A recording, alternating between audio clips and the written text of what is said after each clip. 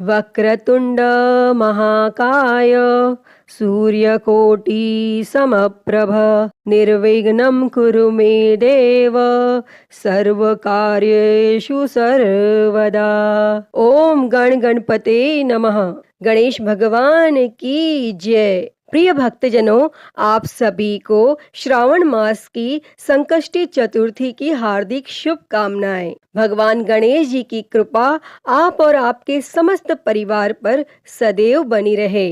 भक्तजनों, आज हम इस वीडियो में श्रावण मास की संकष्टी चतुर्थी की व्रत कथा सुनेंगे। श्रावण मास की संकष्टी चतुर्थी सभी संकष्टी चतुर्थियों में विशेष महत्व रखती है। श्रावण संकष्टी चतुर्थी को व्रत करने से साल भर की संकष्टी चतुर्थी के पूजन का पुण्य फल प्राप्त हो जाता है। श्रावण संकष्टी से ही साल भर में आने वाले संकष्टी व्रत का संकल्प लिया जाता है और इसी दिन वर्ष भर की संकष्टी चतुर्थी का उद्यापन किया जाता है।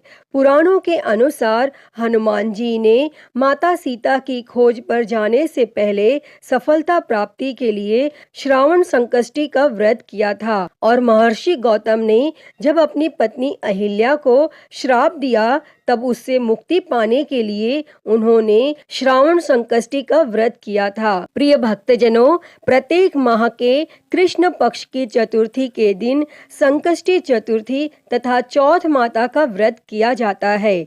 दिन भर निराहार उपवास किया जाता है और चंद्रोदय होने पर अर्घ्य देकर तथा गणेश जी एवं चौथ माता की पूजा करके लड्डू का भोग लगाकर भोजन करते हैं। और श्रावण मास के कृष्ण पक्ष की चतुर्थी को किया जाने वाला व्रत श्रावण संकष्टी गणेश चतुर्थी व्रत कहलाता है।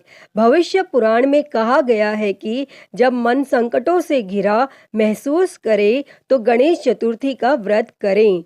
इससे कष्ट दूर होते हैं और धर्म, अर्थ, मोक्ष, विद्या, धन व आरोग्य की प्राप्ति होती है।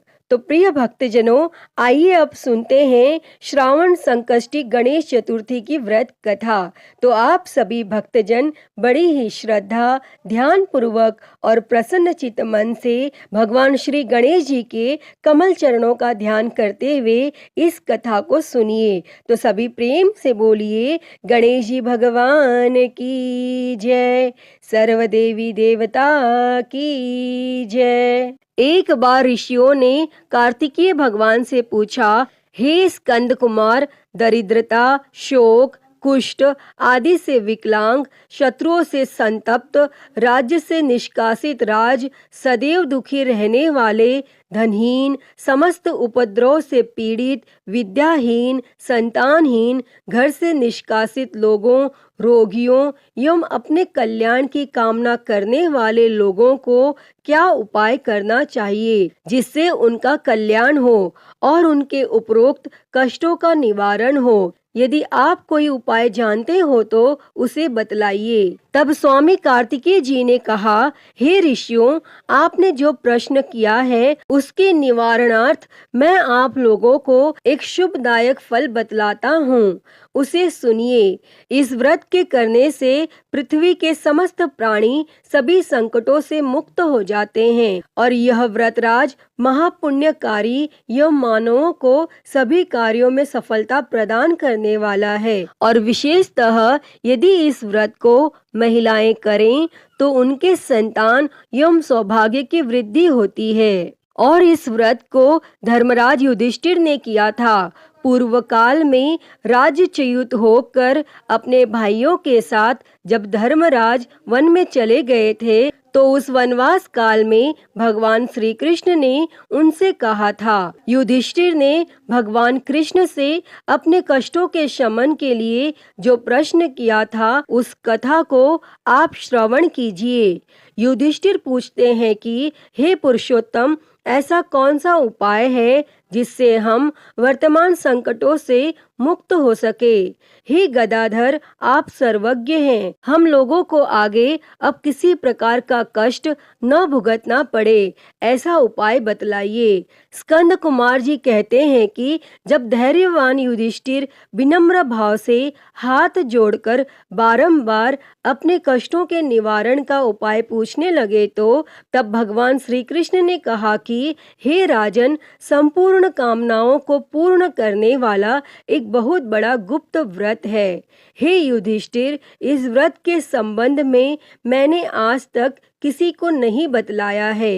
हे राजन, प्राचीन काल में सतयुग की बात है कि पर्वतराज हिमांचल की सुंदर कन्या पार्वती ने शंकर जी को पति रूप में प्राप्त करने के लिए गहन वन में जाकर कठोर तपस्या की, परंतु भगवान शिव जी प्रसन्न होकर प्रकट नहीं हुए। तब शैल तनिया पार्वती जी ने अनादिकाल से विद्यमान गणेश जी का स्मरण किया और गणेश जी को उसी क्षण प्रकट देखकर माता पार्वती जी ने पूछा कि मैंने कठोर, दुर्लभ एवं लोमहर्षक तपस्या की, किंतु अपने प्रिय भगवान शिव को प्राप्त न कर सकी। वह कष्ट विनाशक दिव्य व्रत जिसे नारद जी ने कहा है और जो आपका ही व्रत है, उस प्राचीन व्रत के तत्व को आप मुझसे कहिए। तब पार्वती जी की बात सुनकर तत्कालीन सिद्धिदाता गणेश जी उस कष्ट नाशक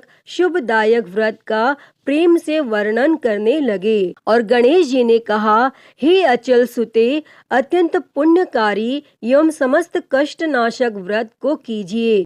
इसके करने से आपकी सभी आकांक्षाएं पूर्ण होंगी और जो व्यक्ति इस व्रत को करेंगे उन्हें भी सफलता मिलेगी। श्रावण के कृष्ण चतुर्थी की रात्रि में चंद्रोदय होने पर पूजन करना चाहिए। उस दिन मन में संकल्प करें कि जब तक चंद्रोदय नहीं होगा मैं निराहार रहूंगी, पहले गणेश पूजन कर ही भोजन करूंगी। मन में ऐसा निश्चय करना चाहिए। इसके बाद सफेद तिल के जल से स्नान करें, मेरा पूजन करें। यदि सामर्थ्य हो तो प्रति मास स्वर्ण की मूर्ति का पूजन करें और ना हो तो अभाव में चांदी, अष्ट धातु अथवा मिट्टी की मूर्ति की ही पूजा करें। अपनी शक्ति के अनुसार सोने, चांदी, तांबे अथवा मिट्टी के कलश में जल भरकर उस पर गणेश जी की प्रतिमा स्थापित करें। मूर्ति कलश पर वस्त्राच्छादन करके अष्टदल कमल की आकृति बनावें और उसी मूर्ति की स्थापना करें। तत्पश्चात षोडशोपचार विधि से भक्ति पूर्वक पूजन करें। मूर्ति का ध्यान निम्न प्रकार से करें। हे लंबोदर, 4 भुजा वाले, 3 नेत्र वाले, लाल रंग वाले, हे नील वर्ण वाले, शोभा के भंडार, प्रसन्न मुख वाले गणेश जी, मैं आपका ध्यान करती हूँ। हे गजानन, मैं आपका आह्वान करती हूँ। हे विघ्नराज, मैं आपको प्रणाम करती हूँ। यह आसन है। हे लंबोदर, यह आपके लिए पाद्य है। हे शंकर सुवन, यह आपके लिए अर्घ्य है। हे उमापुत्र, यह आपके स्नानार्थ जल है। हे वक्रतुंड, यह आपके लिए आचमनीय जल है। हे शूर्पकर्ण, यह आपके लिए वस्त्र है। हे सुशोभित, यह आपके लिए यज्ञोपवीत है। हे गणेश्वर, यह आपके लिए रोली चंदन है। हे विघ्न विनाशन, यह आपके लिए फूल है। हे विकट, यह आपके लिए धूप बत्ती है।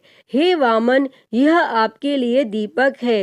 हे सर्वदेव, यह आपके लिए लड्डू का नैवेद्य है। हे देव, यह आपके निमित्त फल है। हे विघ्नहर्ता, यह आपके निमित्त मेरा प्रणाम है। प्रणाम करने के बाद क्षमा प्रार्थना करें। इस प्रकार षोडशोपचार रीति से पूजन करके नाना प्रकार के प्रसादों को बनाकर भगवान को भोग लगाएं। हे देवी, शुद्ध देशी घी में 15 लड्डू बनाएं।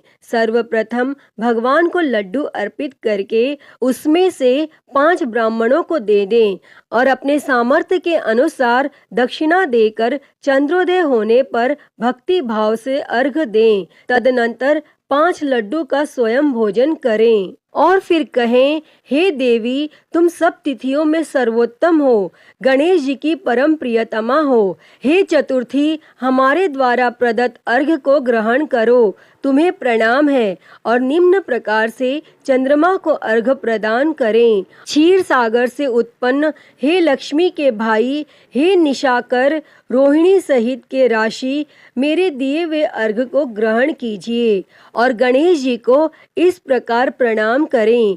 हे लंबोदर, आप संपूर्ण इच्छाओं को पूर्ण करने वाले हैं, आपको प्रणाम है। हे समस्त विघ्नों के नाशक, आप मेरी अभिलाषाओं को पूर्ण करें। तत्पश्चात ब्राह्मण की प्रार्थना करें। हे दिव्य राज, आपको नमस्कार है, आप साक्षात देव स्वरूप हैं। गणेश जी की प्रसन्नता के लिए हम आपको लड्डू समर्पित कर रहे हैं। आप हम दोनों का उद्धार करने के लिए दक्षिणा सहित इन 5 लड्डुओं को स्वीकार करें।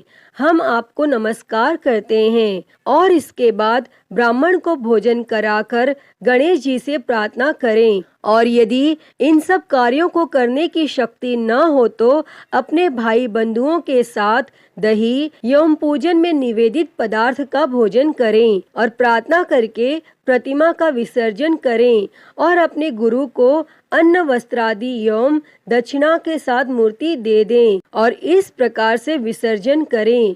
हे देवों में श्रेष्ठ गणेश जी, आप अपने स्थान को प्रस्थान कीजिए एवं इस व्रत पूजा के फल को दीजिए। प्रिय भक्तजनों, इस प्रकार जीवन भर गणेश चतुर्थी का व्रत करना चाहिए। यदि जन्म भर न कर सके तो 21 वर्ष तक करें। यदि इतना करना भी संभव न हो तो 1 वर्ष तक 12 महीनों के व्रत को करें। यदि इतना भी न कर सके तो वर्ष के 1 मास को अवश्य व्रत करें और श्रावण चतुर्थी को व्रत का उद्यापन करें। अतः हे गणेश भगवान जी, इस कथा को कहते, सुनते और हुंकारा भरते सभी पर अपनी कृपा सदैव बनाए रखना। सभी के कष्टों को दूर कर सभी के जीवन में सुख और समृद्धि देना, सभी के मनोरथ को पूर्ण करना। तो सभी प्रेम से बोलिए, श्री गणेश जी महाराज की जय। गणपति बाप्पा मोरया। प्रिय भक्तजनों, तो मैं उम्मीद करती हूँ कि आपको आज की यह कथा पसंद आई होगी और अगर वीडियो अच्छी लगी हो तो इसे लाइक करें, ज़्यादा से ज़्यादा शेयर करें और कमेंट में गणेश जी महाराज की जय लिखना ना भूलें।